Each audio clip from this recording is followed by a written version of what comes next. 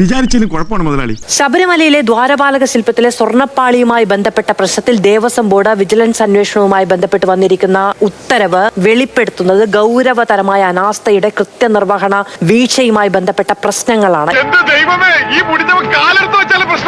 എന്തുകൊണ്ടാണ് ഈ സ്വർണ്ണപ്പാളിയിൽ 4 കിലോയിലധികം വ്യത്യാസം വന്നതിൽ ഈ നഷ്ടപ്പെട്ടത് സ്വർണമാണോ സ്വർണമല്ലാത്തതാണോ എന്ന അടക്കമുള്ള കാര്യങ്ങളിൽ ഒരു രേഖപ്പെടുത്തലോ അതിൽ അന്വേഷണമോ തുടങ്ങിയ കാര്യങ്ങളൊന്നും ഉണ്ടാകാതെ ഇരുന്നത് എന്തുകൊണ്ടാണ് എന്നതടക്കമുള്ള കാര്യങ്ങളുമായി ബന്ധപ്പെട്ട് കടുത്ത വിമർശനം തന്നെ കോടതിയുടെ ഭാഗത്തുനിന്ന് ഉണ്ടായിരിക്കുന്നു. ഇന്നത്തോടെ ഈ കണിക്കൊരു തീരുമാനമാകും.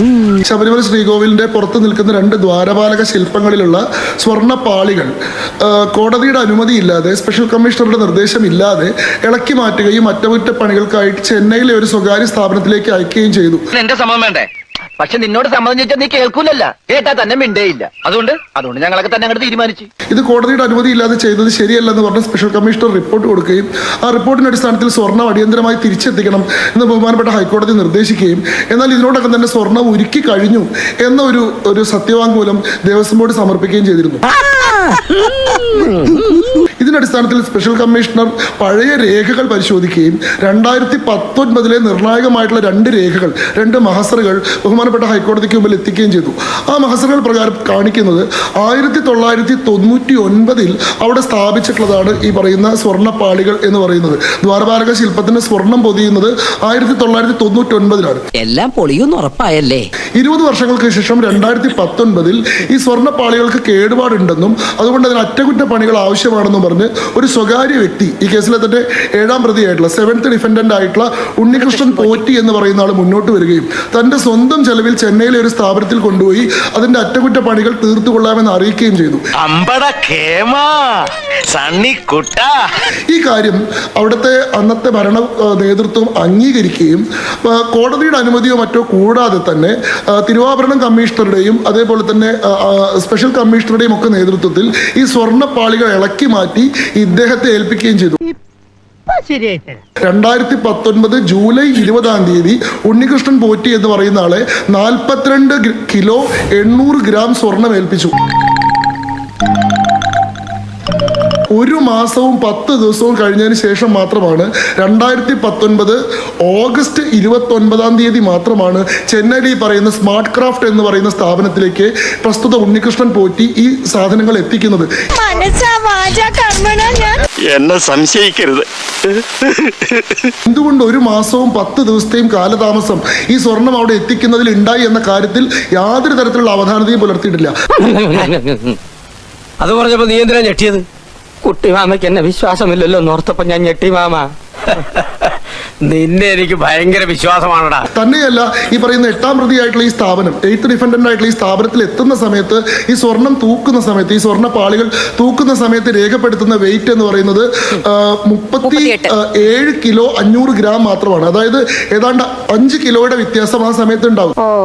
ഇതൊക്കെ പണിക്കര് പറഞ്ഞു നീ പറയണല്ലാണ്ട് ഞങ്ങൾ ആരും കേട്ടിട്ടില്ലല്ലോ. ഓ, നിങ്ങൾക്കൊന്നും അറിഞ്ഞുകൂടല്ല, വെറുതെ ആളെ പൊട്ടം കളിപ്പിക്കല്ലേ. അതിനുശേഷം ഇവര് ഈ പറയുന്ന റീപ്ലേറ്റിംഗ് പണികൾ പൂർത്തീകരിച്ചതിന് ശേഷം സ്വർണം പൂശുന്ന പണികൾ പൂർത്തീകരിച്ചതിന് ശേഷം രണ്ടാമത് തൂക്കുന്ന സമയത്ത് അതിന്റെ തൂക്കം 38 കിലോ 500 ഗ്രാം ആയി മാറുന്നു. അപ്പോഴും 4.5 കിലോയുടെ വ്യത്യാസം ആ സ്വർണത്തിന്റെ കാര്യത്തിൽ ഉണ്ടാവുന്നുണ്ട്. എന്തെങ്കിലും എത്രയും പെട്ടെന്ന് ചെയ്തേ പറ്റൂ. സംഗതി വെളിയിലായാൽ ഞാനും താനും എന്റെ അളിയാനും അകത്താ. ആരെങ്കിലും ഒരാളല്ല ഈ ദ്വാരപാലക ശില്പത്തിൽ സ്വർണം പൂശുന്ന ആ ഒരു പ്രവൃത്തി വഴിപാടായി ഏറ്റെടുത്തൊരു സ്പോൺസറാണ് ഉണ്ണികൃഷ്ണൻ പോറ്റി. അതിനൊന്നും ഇല്ലേ? നമ്മൾ ഈ പറയുന്ന കാര്യങ്ങൾ കുറച്ച് ഭക്തരുടെ മനസ്സിനകത്ത് ആശങ്ക ഉളവാക്കുന്ന നിലയിൽ പറയാൻ പാടില്ല. അപ്പോൾ അദ്ദേഹത്തെ ദേവസ്വം ബോർഡ് രേഖാമൂലം കത്ത് കൊടുത്ത് ഈ ദ്വാരപാലക ശില്പങ്ങൾക്കകത്ത് വന്നിട്ടുള്ള കേടുപാടുകൾ മാറ്റുന്നതിന് വേണ്ടിയിട്ടുള്ള നവീകരണ പ്രവർത്തനങ്ങൾ നടത്തുന്നതിന് വേണ്ടി അദ്ദേഹത്തെ ചുമതലപ്പെടുത്തി എന്നാണ് ഞാൻ മനസ്സിലാക്കുന്നത്.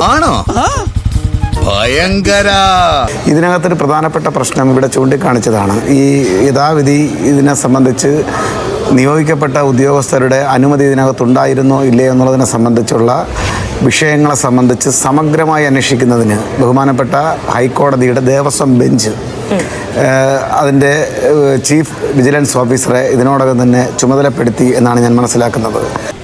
എന്നിട്ട് അതിനു മുൻപേ തന്നെ നമ്മൾ വിധി പ്രസ്താവിക്കാൻ പാടില്ല എന്നൊരു അഡ്വാൻസ് ആയിട്ടുള്ള ഒരു കാര്യം കൂടെ ഞാൻ മുന്നോട്ട് വെക്കുകയാണ്. കാരണം ഇതിനകത്ത് എന്താണ് സംഭവിച്ചിരിക്കുന്നത്? ഇപ്പോൾ തൂക്കത്തെ സംബന്ധിച്ച് പോലും ഉണ്ണികൃഷ്ണൻ പോറ്റിയുടെ ചില സ്റ്റേറ്റ്മെന്റ്സ് പുറത്തു വന്നിട്ടുണ്ട്. അദ്ദേഹം തന്നെ പറയുന്നത് അത് ഞാൻ പ്രോംപ്റ്റ് ചെയ്യാൻ ആഗ്രഹിക്കുന്നില്ല. ഞാനൊരു പാവം, സമൂഹത്തിന് എന്തെങ്കിലും നന്മ ചെയ്യണമെന്ന് ആഗ്രഹിക്കുന്ന ഒരു പാവം സാമൂഹ്യ പ്രവർത്തകൻ. ഇതിൻ്റെ വസ്തുത എന്താണെന്നുള്ളതിനെ സംബന്ധിച്ച് പുറത്തു വരുമ്പോൾ അതെനിക്ക് കൂടെ ബൈൻഡിങ് ആണ് എന്നുള്ളത് കൊണ്ട്, മുഴുവൻ ആളുകൾക്കും ബൈൻഡിങ് ആണെന്നുള്ളത് കൊണ്ട് നമ്മൾ അതിനെ സംബന്ധിച്ചൊരു മുൻവിധി ഇക്കാര്യത്തിൽ പറയുന്നത് തെറ്റാണ്. ഓഹോ, കളി പഠിച്ചിട്ട് വന്നിരിക്കുകയാണല്ലേ. ഇവിടെ ദ്വാരപാലക ശില്പത്തിനെ അത് സ്വർണം പൂശുന്നതിന് വേണ്ടി ചെന്നൈയിലെ സ്മാർട്ട് ക്രിയേഷൻസ് എന്ന് പറയുന്ന സ്ഥാപനത്തിലേക്ക് ബഹുമാനപ്പെട്ട ഈ സ്പോൺസറായിട്ടുള്ള ഉണ്ണികൃഷ്ണൻ പോറ്റി തന്നെയാണ് കൊണ്ടുപോയിട്ടുള്ളത്. അങ്ങനെ കൊണ്ടുപോകാൻ പാടുണ്ടോ? ആ കൊണ്ടുപോകുന്നതിൽ സാങ്കേതികമായി എന്തെങ്കിലും പിഴവുണ്ടോ എന്നുള്ളതിനെ സംബന്ധിച്ച് അന്വേഷിക്കുന്നതിനാണ് ബഹുമാനപ്പെട്ട ഹൈക്കോടതിയുടെ ദേവസ്വം ബെഞ്ച് ചീഫ് വിജിലൻസ് ഓഫീസറെ ചുമതലപ്പെടുത്തിയിരിക്കുന്നത്. എന്നാ പിന്നെ പേടിക്കണ്ട. അദ്ദേഹത്തിന്റെ റിപ്പോർട്ട് വന്നെങ്കിൽ മാത്രമേ, ആ അന്വേഷണ റിപ്പോർട്ട് പുറത്തു വന്നാൽ മാത്രമേ ഇതിനകത്ത് അസ്വാഭാവികമായി എന്തെങ്കിലും കാര്യങ്ങൾ കടന്നുകൂടിയിട്ടുണ്ടോ എന്നുള്ളതിനെ സംബന്ധിച്ച് എന്നെ കാണിക്കാനുള്ള പതിവ് നാടകമൊന്നും വേണ്ട. നമ്മുടെ മുന്നിൽ കൃത്യമായി, വളരെ മൂർത്തമായി ആ ഭാഷ കടമെടുക്കുകയാണെങ്കിൽ നമ്മുടെ മുന്നിൽ കൃത്യമായി മൂർത്തമായി ഈ നമ്മുടെ കോടതിയുടെ വിധിയുണ്ട്.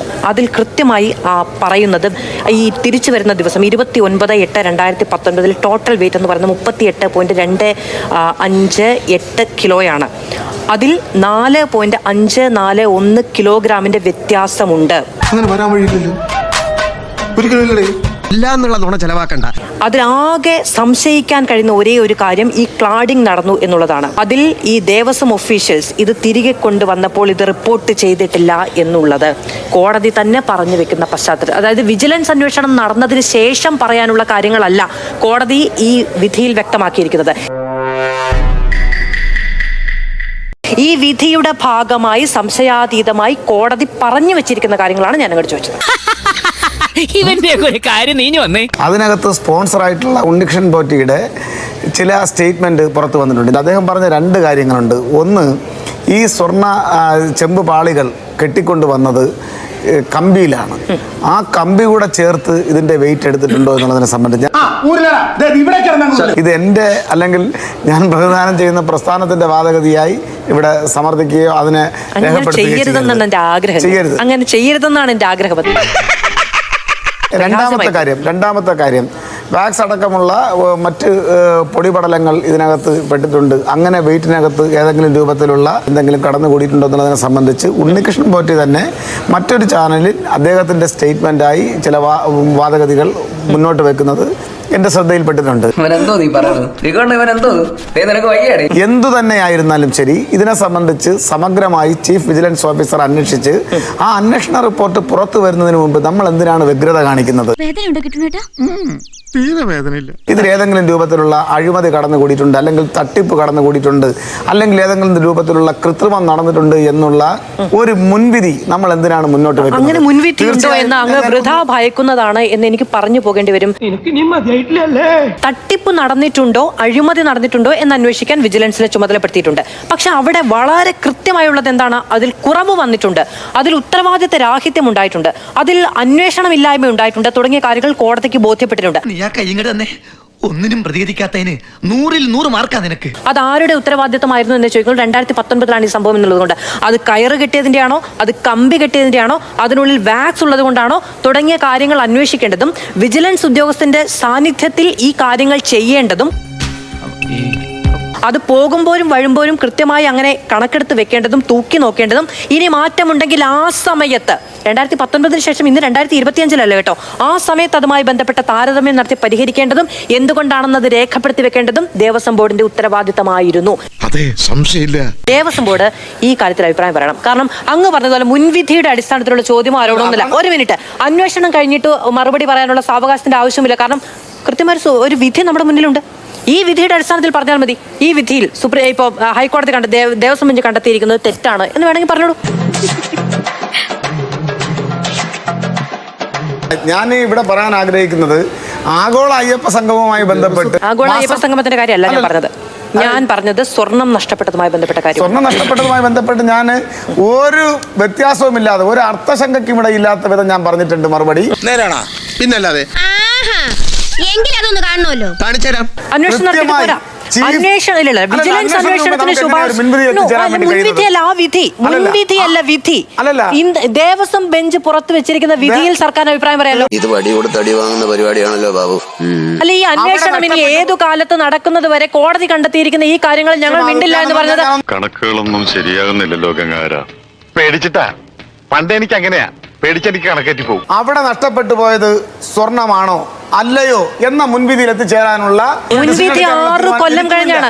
മുൻവിധി എന്ന് അങ്ങ് പറയുന്നത് 6 കൊല്ലം കഴിഞ്ഞാണ്. 2019 ഇത് നഷ്ടപ്പെട്ടു എന്ന് മഹസറിൽ, ദേവസ്വം ബോർഡിന്റെ മഹസറിൽ എഴുതി വെച്ചിട്ടുണ്ട്. ഈ വെയിറ്റ് കുറവുണ്ടായെന്ന് 2019 മുതൽ 2025 വരെ അന്വേഷിക്കണമായിരുന്നേ. എന്ത് ചെയ്യായിരുന്നു? വിവരമുണ്ടോ തനിക്ക്? സത്യമായിട്ടും ഇല്ല.